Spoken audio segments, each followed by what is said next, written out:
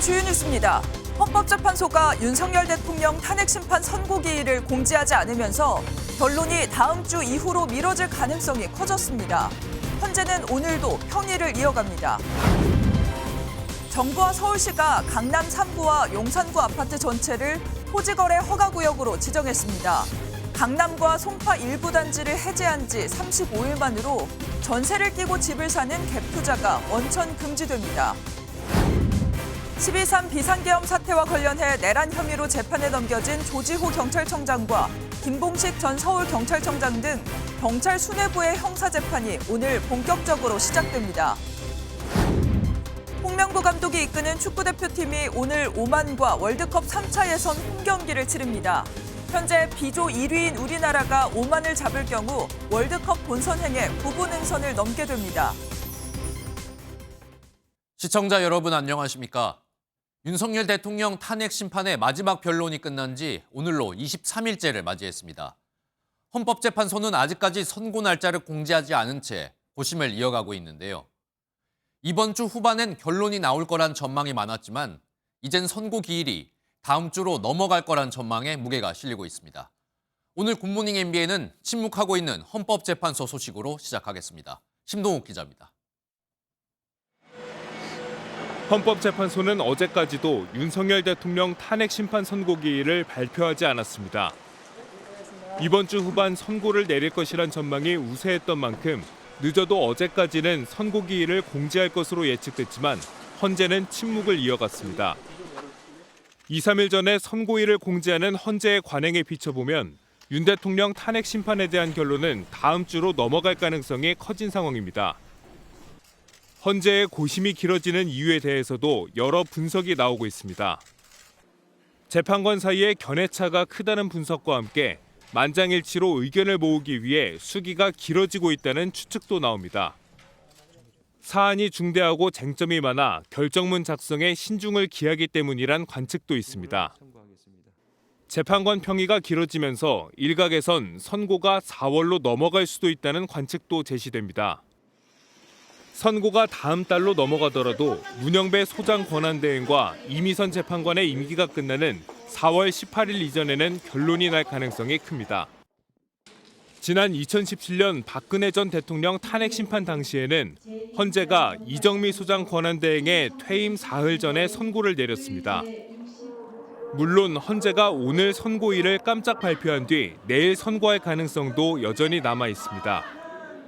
하지만 선고 당일 경비 등을 위해 경찰과 서울시 등 관계기관과 협의할 시간도 필요해 탄핵 심판 결론은 다음 주로 넘어갈 것이란 관측에 무게가 실립니다. 헌재는 오늘도 평일을 열어 심리를 이어갑니다.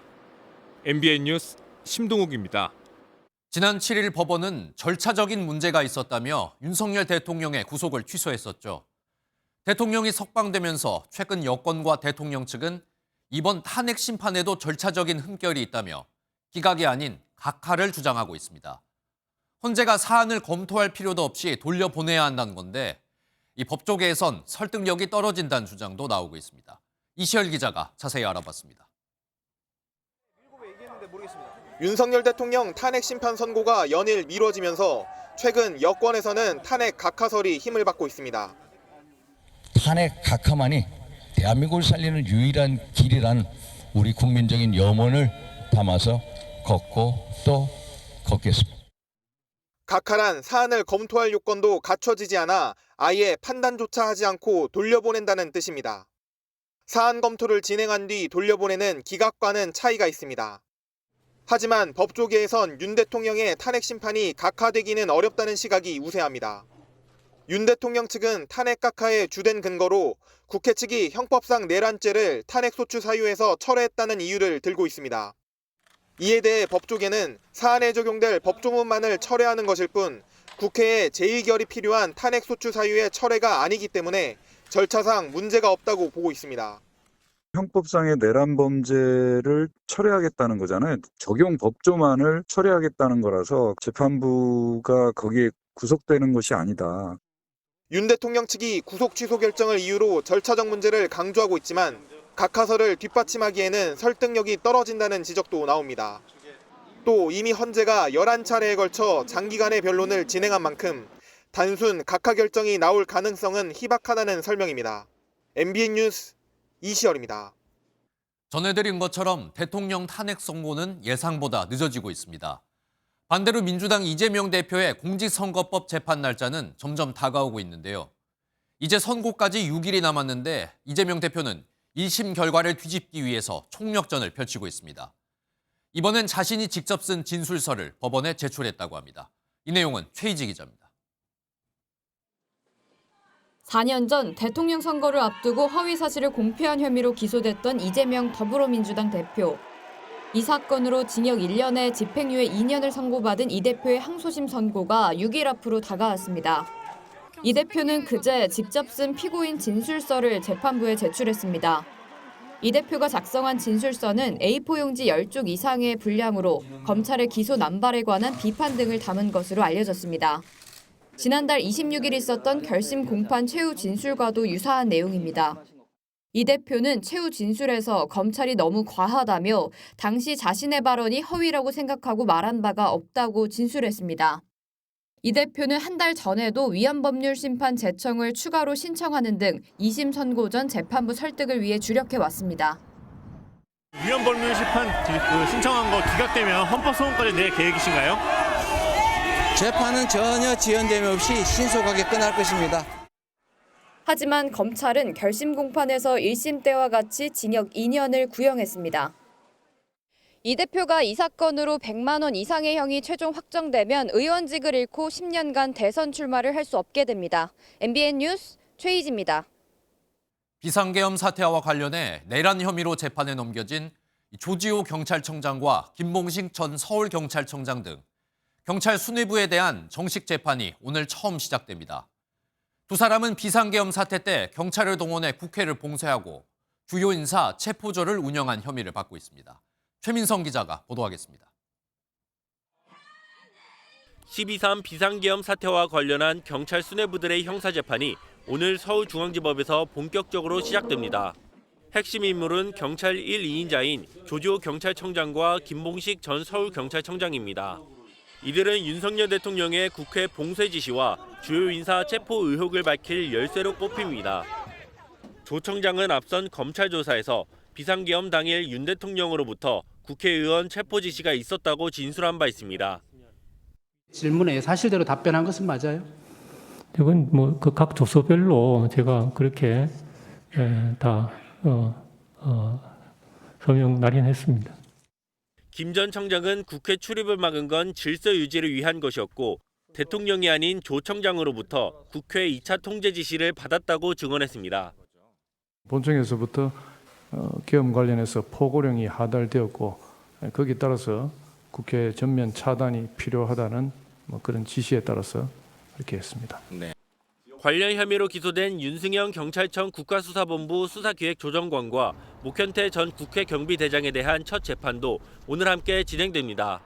MBN 뉴스 최민성입니다. 정부와 서울시가 강남과 서초, 송파, 용산구에 있는 아파트 전체를 토지거래 허가구역으로 다시 지정했습니다. 집값이 너무 들썩이자 허가구역을 해제한 지 한 달 만에 이 결정을 번복한 건데요. 이번엔 강남 3구에 용산구까지 얹어 오히려 규제 대상이 더 늘었습니다. 오락가락 결정 번복에 오세훈 서울시장은 고개를 숙였습니다. 송주영 기자의 보도입니다.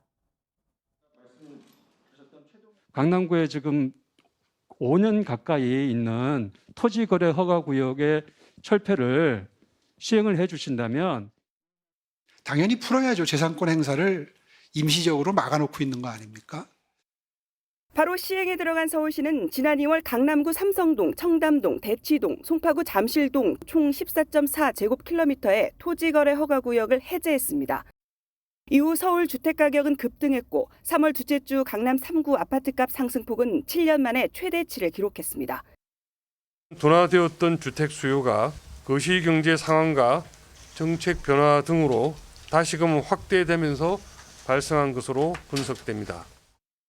시장 불안이 커지자 서울시와 정부는 35일 만에 토지거래 허가구역을 확대 지정했습니다. 강남, 서초, 송파, 용산구 아파트를 대상으로 3월 24일부터 9월 30일까지 6개월간 토지거래 허가구역으로 지정합니다.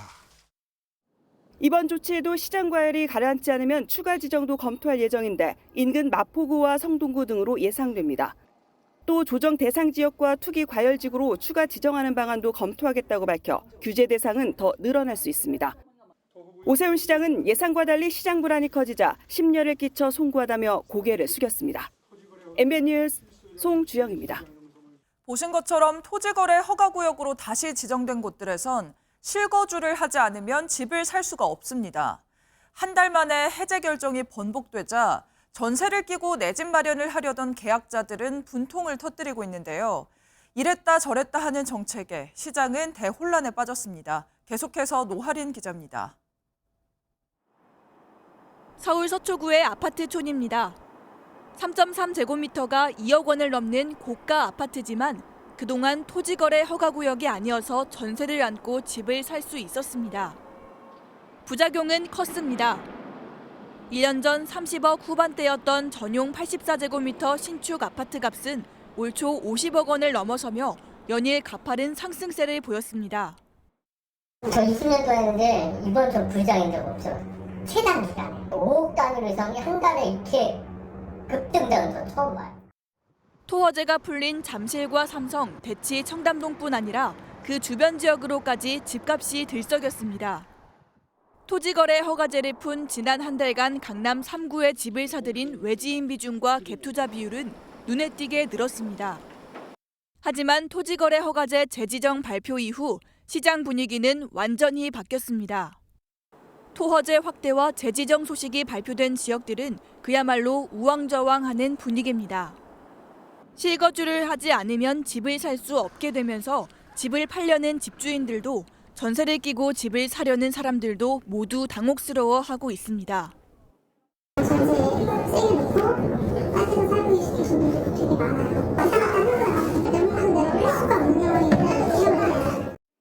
효력 발생 전인 닷새 안에 집을 팔려는 집주인과 가격이 더 내리길 기대하는 매수자 사이에 줄다리기도 벌어졌습니다. 급해가지고 매도자는 금액을 조금씩은 낮춰주시고 계세요. 31억에 내놓으신 분은 29억에 좀 내려놓고요. 5월부터는 전세자금 대출의 보증 비율도 낮아져 매수 움직임은 둔화될 전망입니다. MBN 뉴스 노하린입니다. 미국 연방준비제도가 기준금리를 또 동결했습니다. 연준은 미국 경제는 전반적으로 견고하다고 설명했는데요. 그러면서도 관세 정책으로 인한 불확실성에 대해 언급하며 올해 미국 경제 성장률 전망치는 낮췄습니다. 이 소식은 최윤영 기자가 보도합니다. 미국 중앙은행인 연방준비제도는 기준금리를 4.25에서 4.5%를 유지하기로 결정했습니다. 트럼프 2기 행정부 출범 이후 2회 연속 동결입니다. 연준은 연말까지 0.25%포인트씩 두 차례 금리 인하가 있을 것임을 시사하며 지난해 12월 예측치를 유지했습니다. The economy is strong overall and has made significant progress toward our goals over the past 2 years. 다만 연준은 올해 미국 경제 성장률 전망치를 1.7%로 낮추고 물가 예상치는 올렸습니다. 경기가 침체된 가운데 인플레이션이 상승하는 스태그플레이션 우려를 일부 드러낸 것으로 해석됩니다. 트럼프 미 행정부의 관세 정책으로 인한 불확실성도 크다고 전망됐습니다. It is going to be very difficult to have a precise assessment of how much of inflation is coming from tariffs. The answer is clearly some of it, a good part of it is coming from tariffs. 정책 변화가 경제에 미치는 영향을 좀 더 신중히 지켜보겠다는 의지를 반영한 것으로 풀이되는 가운데 미국 증시는 일제히 상승했습니다. 이번 결정으로 한국과 미국 간 금리 차는 상단 기준 1.75%포인트가 유지됐습니다. MBN 뉴스 최인영입니다. 오늘 하루 중요한 일정을 소개해드리는 굿모닝 오늘입니다. 어떤 일정이 있는지 함께 살펴보겠습니다. 이재명 더불어민주당 대표와 이재용 삼성전자 회장이 오늘 서울 강남구 삼성 청년 소프트웨어 아카데미에서 청년 취업 지원을 위한 현장 간담회를 갖습니다. 두 사람은 간담회에 앞서 열리는 비공개 회동에서 반도체 특별법 등의 현안을 논의할 전망입니다. 음주운전과 불법 숙박업 혐의로 기소된 문재인 전 대통령의 딸 문다혜 씨의 재판이 오늘 서울 서부지법에서 시작됩니다. 문 씨는 지난해 10월 서울 이태원에서 음주운전 사고를 낸 혐의와 오피스텔 등의 단독주택을 불법 숙박업소로 운영한 혐의를 받고 있습니다. 춘천지법은 지난해 10월 여성 군무원을 살해한 뒤 북한강에 시신을 유기한 혐의를 받는 양광준의 1심 판결을 오늘 선고합니다. 앞서 검찰은 무기징역을 구형했습니다. 지금까지 굿모닝 오늘이었습니다. 다음 소식입니다. 오늘 국회에선 여야가 18년 만에 합의점에 도달한 연금 개혁안이 통과될지 관심이 쏠리고 있습니다. 본회의에선 민주당 주도로 추진된 김건희 여사 의혹 상설특검 법안에 대한 표결도 이뤄질 전망인데요. 오늘 예정된 국회 소식은 이규옥 기자가 전하겠습니다. 더 내고 더 받는 모수개혁 방안을 담은 국민연금법 개정안이 이르면 오늘 국회 본회의에서 처리될 가능성이 커졌습니다. 막판 협의에 나선 여야 복지위 간사들은 출산 크레디트와 연금 투기 여야 합의 처리 문구 명문화 등 쟁점에서 일부 이견을 좁힌 걸로 전해졌습니다. 오늘 국회를 통과하면 보험료율과 소득 대체율을 각각 13%와 43%로 인상하는 국민연금 모수 개혁이 18년 만에 이뤄지는 겁니다. 다만 본회의를 통과하려면 여야 원내 지도부의 합의안 추인과 복지위 개최 같은 절차가 먼저 이뤄져야 합니다. 절차들이 남아있기 때문에 그 프로세스는 밟아야 되고 또 뭐 양당 지도부에 대해 설명도 하고 뭐 그런 거는 남아있지. 김건희 여사 상설특검법에 대한 표결도 이뤄질 걸로 보입니다. 김 여사 상설특검법은 여당 법사위원들이 반발하며 표결에 참석하지 않은 가운데 야당 주도로 어제 법사위를 통과했습니다. 여당 의원님들이 재석하지 않은 상태, 야당 의원님들만에 의해서 통과를 시켰습니다. 상설특검은 본회의 통과 시 대통령이 거부권을 행사할 수 없지만 특검 후보자를 임명하지 않는 방식으로 특검 발족을 늦출 수는 있습니다. MBN 뉴스 이규옥입니다. 한편 최근 테러 위협을 받고 있는 민주당 이재명 대표가 방탄조끼를 입고 광화문에서 열린 당 회의에 참석했습니다. 그리고 회의가 끝날 때쯤 민주당 이재명 대표 아주 파격적인 발언을 내놨는데요. 최상목 대통령 권한대행을 현행범이라고 표현하며 국민 누구나 최상목 권한대행을 체포할 수 있다고 말했습니다. 표선우 기자입니다. 민주당이 현장 지도부 회의를 연 곳은 최상목 권한대행 집무실이 있는 정부 서울청사 앞 광화문 천막 농성장입니다. 테러 위협에 방탄조끼를 입고 회의에 참석한 이재명 대표는 회의 막판 최 대행이 헌법을 어기고 있다며 강하게 비판했습니다. 이 앞에서 우리 대행이 근무하는 모양이죠? 대통령 직무대행을 한다는 최상목 부총리가 아예 국헌 문란 행위를 밥 먹듯이 하고 있습니다. 이어 헌재 판결에도 마은혁 후보자를 임명하지 않고 있는 최 대행이 직무유기범이라고 직격하고 국민들로부터도 체포될 수 있다고 경고했습니다. 지금 이 순간부터 국민 누구나 직무유기 현행범으로 체포할 수 있기 때문에 몸조심하기 바랍니다. 이재명 대표는 그제도 그동안 직접 거론을 자제하던 헌재를 향해 처음으로 신속한 판결을 당부했습니다. 단식과 도보 행진 등 연일 이어지는 여론 총력전에도 민주당 요구가 관철되지 않는 상황에서 강경 발언으로 헌재와 최 대행을 압박하고 지지층 결집을 노렸다는 분석입니다.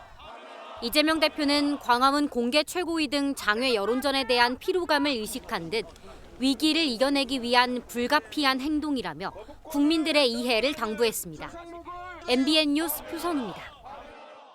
앞서 보신 것처럼 민주당 이재명 대표가 최상목 권한대행을 향해 몸 조심해라 말하자 국민의힘은 이재명 대표를 협박죄 현행범이라며 즉각 비난했습니다. 국민의힘 한동훈 전 대표와 안철수 의원 같은 여권 잠룡들도 깡패들이나 쓰는 말이다. 독재 국가에서나 가능한 일이라며 일제히 이재명 대표를 직격했습니다. 이어서 조희로 기자입니다. 권성동 국민의힘 원내대표는 거대 야당 대표의 입에서 나올 수 있는 발언인지 테러리스트가 한 말이 아닌지 착각했다고 이재명 대표를 직격했습니다. 이재명 대표야말로 가히 협박죄 현행범입니다. 그리고 대통령 권한대행을 상대로 협박을 가했으니 내란 선동죄 현행범입니다. 그러면서 이 대표가 최 대행에 대해 위해를 가할 뜻을 보이면 그때 가서 법적 조치도 검토하겠다고 덧붙였습니다. 여권 잠룡들도 일제히 이 대표 맹비난에 나섰습니다. 한동훈 전 국민의힘 대표는 이 대표의 발언에 대해 깡패들이 쓰는 말이라고 SNS에 적었습니다. 안철수 의원은 소요와 폭동이 난무하는 무법천지나 독재국가에서나 가능한 일이라며 폭력을 선동하는 행태를 강력히 경고한다고 밝혔습니다. 서로 간에 기본적인 예의를 지키면서 함께 일을 해나가고 함께 대한민국을 운영하는 것이 바람직하다는. 홍준표 대구시장은 이재명 의원은 29번의 탄핵을 자행해 국가기관의 직무를 정지시켜 국헌문란을 주도해온 이른바 내란범이라며 이 대표 신병이 가장 안전한 장소는 바로 감옥이라고 비꼬았습니다. MBN 뉴스 조희로입니다. 더불어민주당은 최상목 대통령 권한대행에 대한 탄핵 여부를 당 지도부의 결정에 따르기로 했습니다. 원래 어제까지 최상목 권한대행이 마은혁 헌법재판관 후보자를 임명하지 않으면 탄핵도 불사하겠다면서 강경 방침을 시사했지만 당 안팎에서 다른 의견들도 있는 만큼 고민을 이어가는 분위기입니다. 계속해서 강영호 기자가 보도하겠습니다. 대통령 파면 촉구 집회 이후 열린 민주당 심야 의원 총회는 2시간 넘게 진행됐습니다. 최상목 대통령 권한대행에 대한 탄핵 여부를 논의하기 위한 자리였는데 끝내 결론을 내리지 못하고 지도부에 위임하기로 했습니다. 워낙 다양한 의견들이 있었고 큰 범주 안에서 크게 달라지진 않았습니다. 이 범주 안에서 지도부가 최종적 결정을 하기로 논의했습니다. 앞서 민주당은 최 권한대행에게 마은혁 헌법재판관 후보자를 임명하라며 탄핵 가능성을 시사한 바 있습니다. 하지만 줄탄핵에 대한 역풍으로도 적지 않았는데 한 민주당 중진 의원은 MBN에 최 권한대행 탄핵이 대통령 탄핵 선고에 무슨 도움이 되겠냐고 꼬집었습니다. 민주당은 도보행진 등 장외투쟁 방식의 변화도 지도부 결정에 따르기로 했습니다. 윤 대통령 석방 이후 민주당은 도보행진이나 집회 참여, 단식 투쟁 등을 이어왔는데 당 내부에선 거듭된 장외전이 실익이 있냐는 비판이 제기된 바 있습니다. 민주당은 지도부 추가 논의를 거친 뒤 조만간 최종 방침을 공지하겠다고 밝혔습니다. MBN 뉴스 강영우입니다. 이렇게 야당은 최상목 대통령 권한대행을 향해서 전방위적 압박에 나섰습니다. 하지만 최상목 권한대행은 꿈쩍도 하지 않는 모습인데요. 주변 사람들에게 탄핵을 당하더라도 어쩔 수 없다며 묵묵히 해야 할 일은 하겠다는 취지의 말을 한 걸로도 전해집니다. 이 소식은 주진희 기자가 보도합니다. 마은혁 헌법재판관 후보자를 임명하지 않는 것은 위헌이라는 결정이 나온 지 22일째. 최상목 대행 측은 국무위원들의 의견이 있었던 만큼 여러 부분에서 검토하고 있다는 기존 입장에서 변함이 없다고 밝혔습니다. 한덕수 총리의 복귀 가능성이 큰 상황에서 최 대행이 마 후보자를 임명하는 것은 바람직하지 않다고 국무위원들의 의견이 모였기 때문에 이를 존중한다는 방침인 것으로 전해집니다. 이재명 더불어민주당 대표가 현행범 체포까지 언급하며 압박한 것에 대해선 정부 관계자는 처리해야 할 국정이 쌓여 있다며 현안에 집중하고 있다고 말했습니다. 실제 최 대행은 국정 현안 관계장관 회의로 시작해 채용 박람회와 인재 양성 전략회의 등 다양한 일정을 소화했습니다. 불확실한 상황에서는 한 걸음이 중요합니다. 정부는 업계와 더욱 긴밀히 소통하면서 필요한 분야의 필요한 조치들을. 다만 주변에는 탄핵 압박에 대한 담담한 심정도 토로한 것으로 전해집니다. MBN 취재에 따르면 탄핵하려면 하라며 어쩔 수 없다는 취지의 언급을 한 것으로 전해집니다. 탄핵 압박으로 영향을 받기보다는 해야 할 일은 묵묵히 하겠다는 취지로 해석됩니다. MBN 뉴스 주진입니다.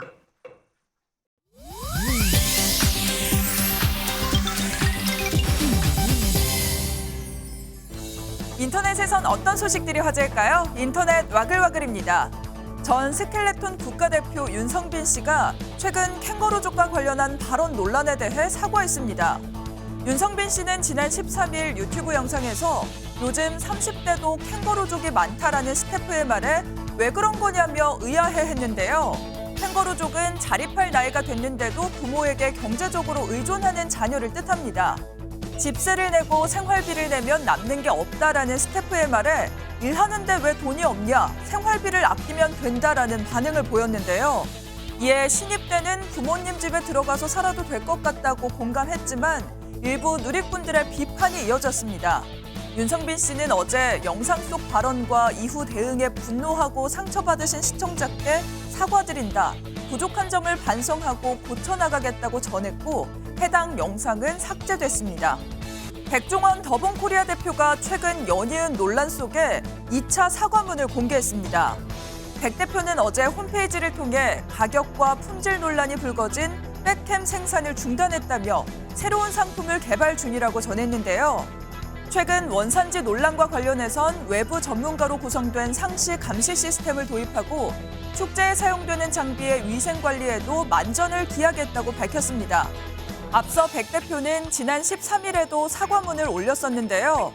최근에는 본사가 운영하는 프랜차이즈 식당 온라인 카페에 직원 블랙리스트 게시판을 만들었다는 의혹이 제기되면서 악재가 이어지고 있습니다.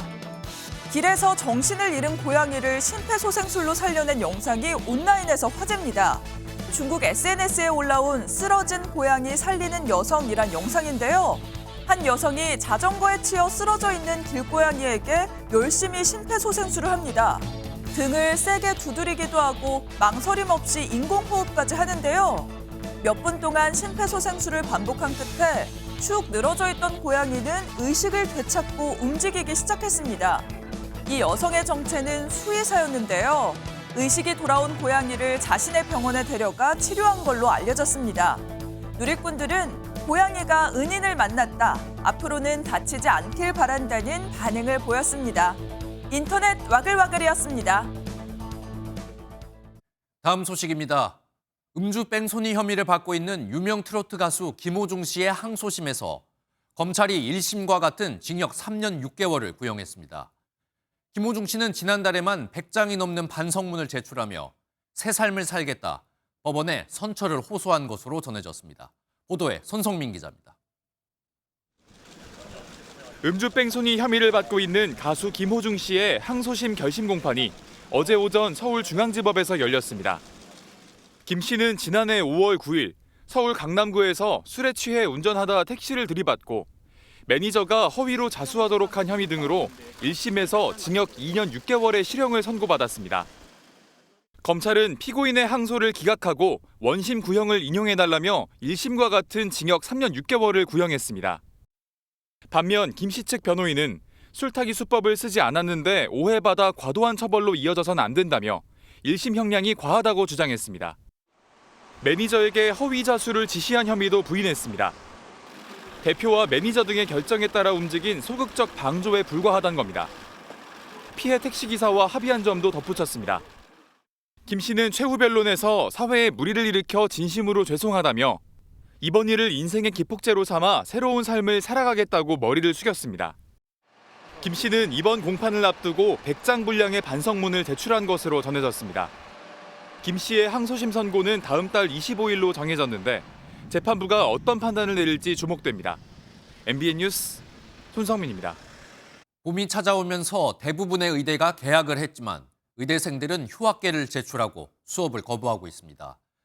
전국 의대 총장들이 내일까지 의대생들이 제출한 휴학계를 반려하기로 했습니다. 돌아오지 않는 의대생들이 제적되는 상황까지 벌어지고 있는데 일부 대학에선 편입생을 충원하는 방안까지 검토하고 있습니다. 이 내용은 안병수 기자입니다.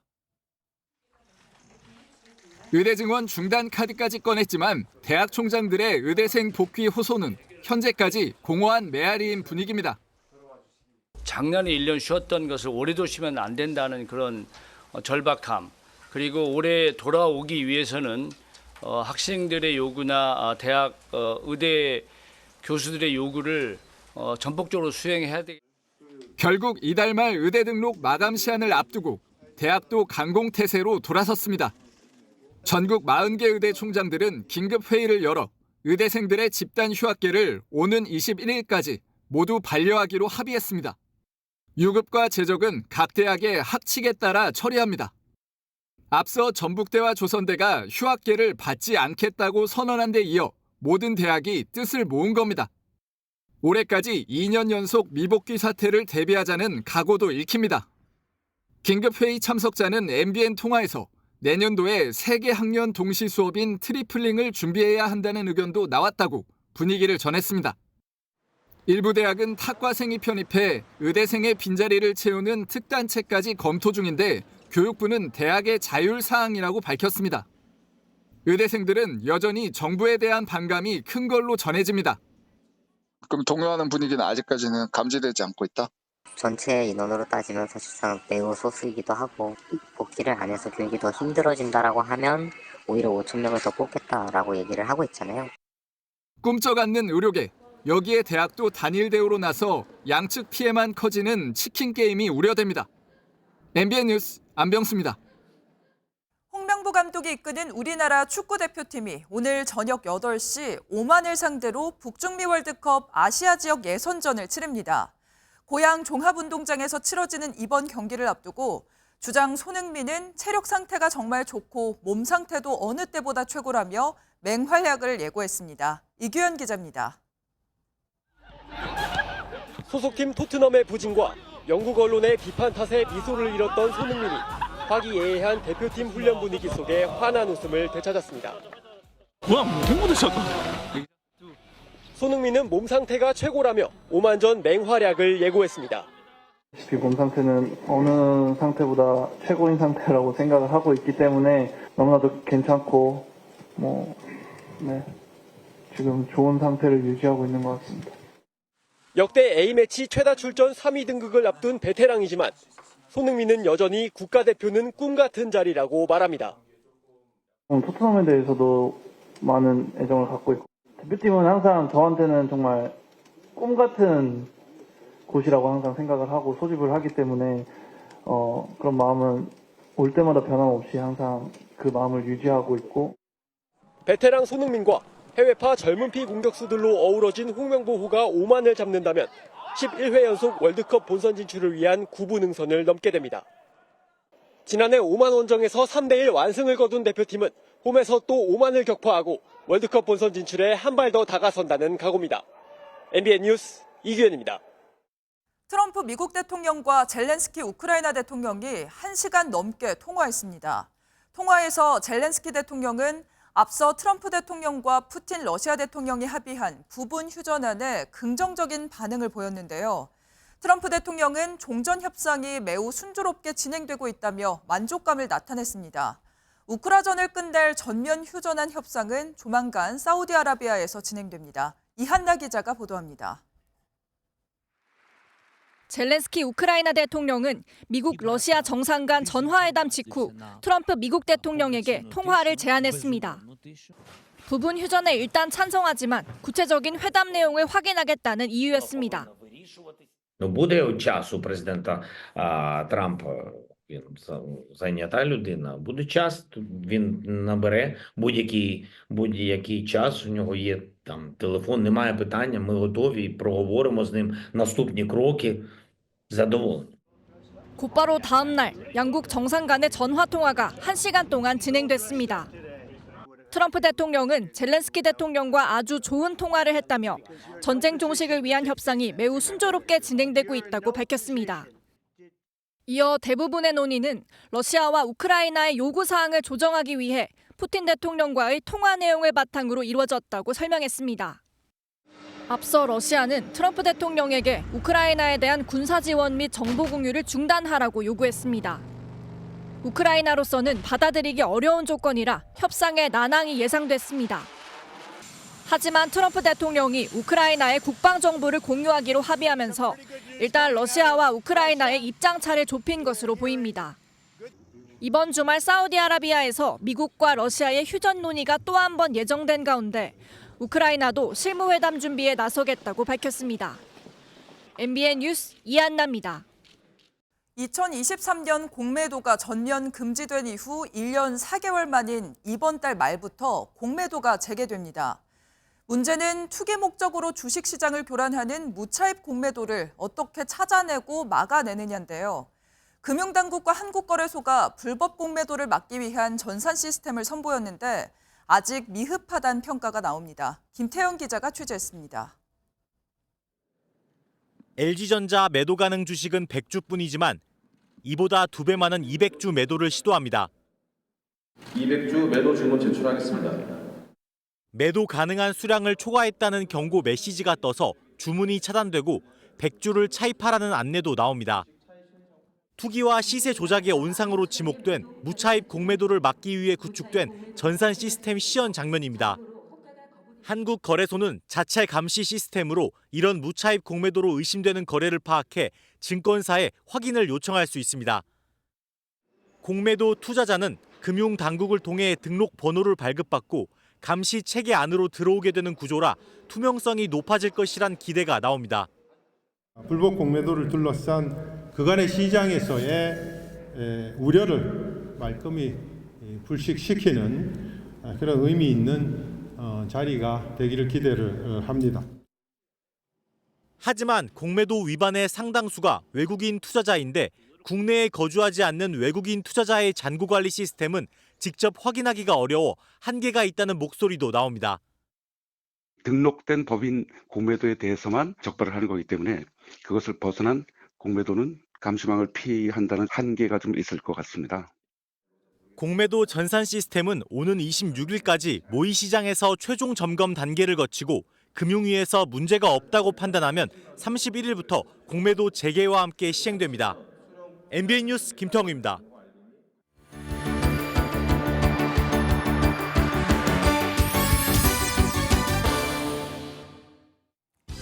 굿모닝 월드입니다. 윙포일이라는 스포츠를 아시나요? 바람의 힘을 이용해 한 손엔 날개처럼 생긴 물체를 들고 물 위에서 보드를 타는 걸 말하는데요.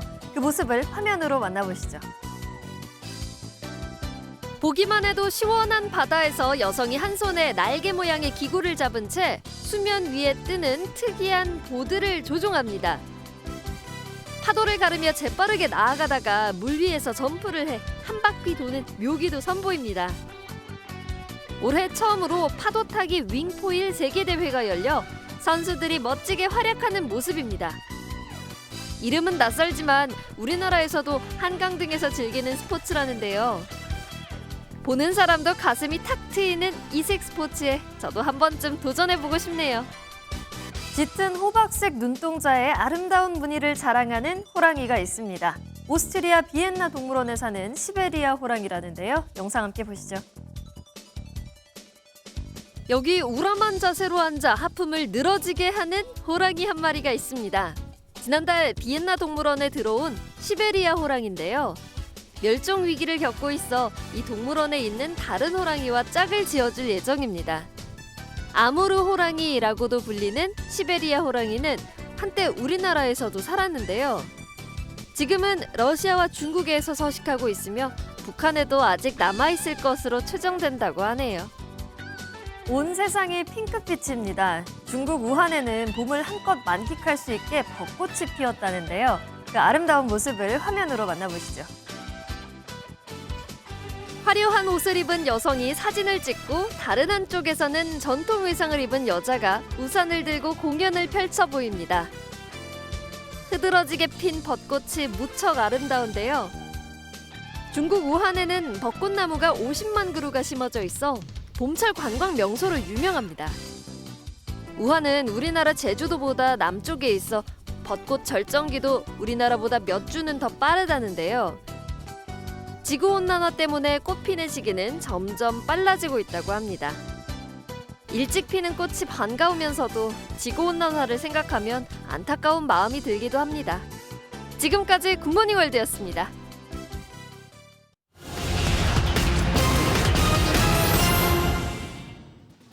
폐업한 소상공인들은 창업 후 평균 6년 6개월 동안 영업하고 평균 1억 원의 부채를 지는 것으로 조사됐습니다. 중소기업중앙회가 2021년 이후 폐업한 소상공인 820개사를 분석했는데 창업 후 폐업까지 영업기간은 평균 6년 6개월로 나타났고 3년 미만의 단기 폐업자 비율도 39%에 달했습니다.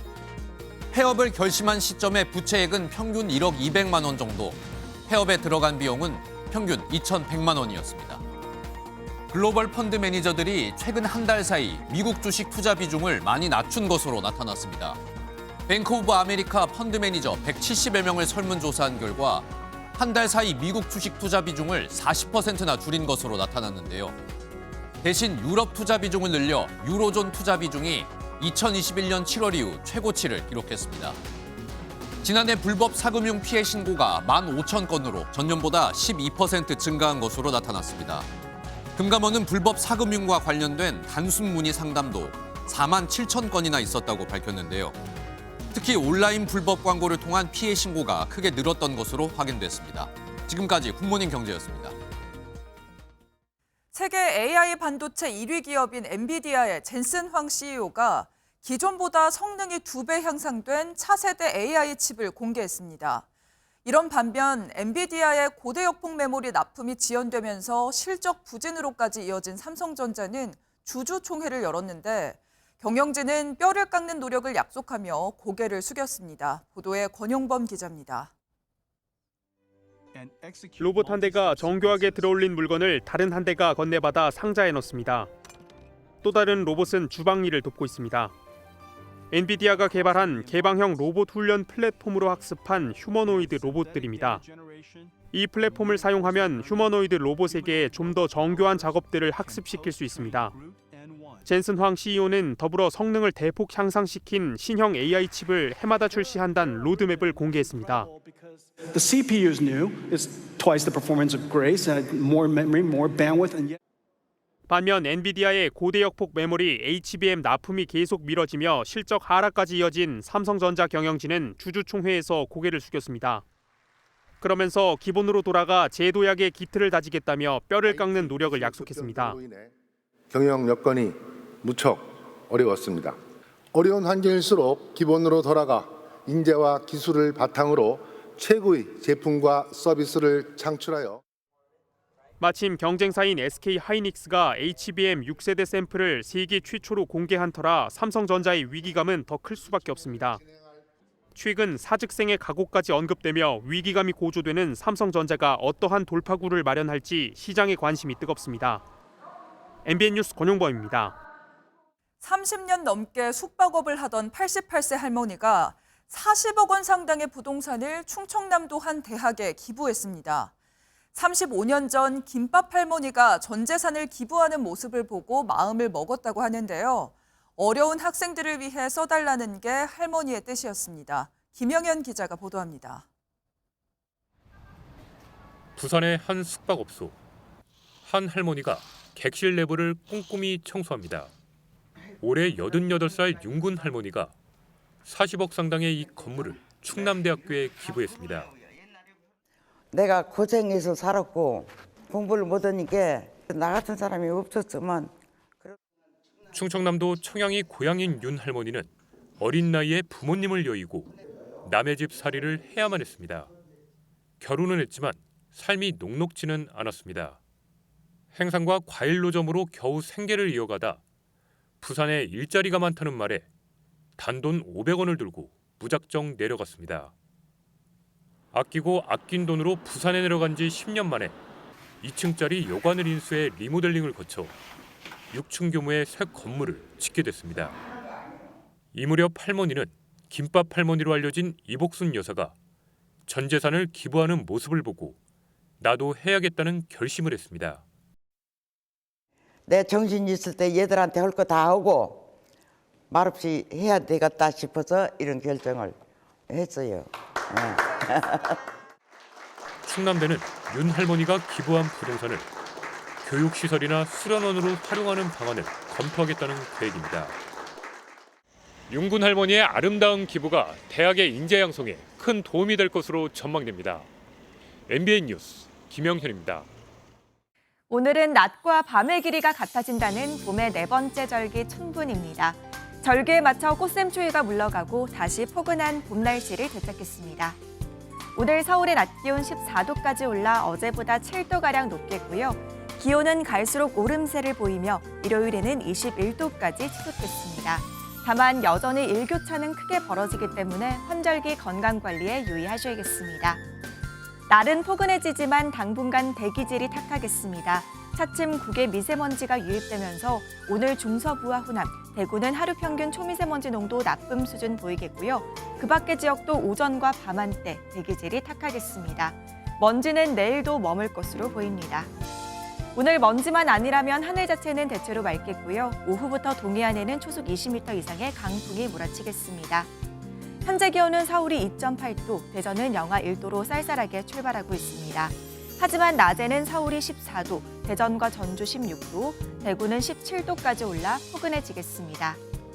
다음 주 초까지 별다른 비 소식 없이 맑고 따뜻한 봄 날씨가 이어질 전망입니다. 날씨였습니다. 목요일 아침 굿모닝 MBN 마치겠습니다. 저희는 내일 아침 7시에 다시 찾아뵙겠습니다. 오늘도 좋은 하루 보내세요. 고맙습니다.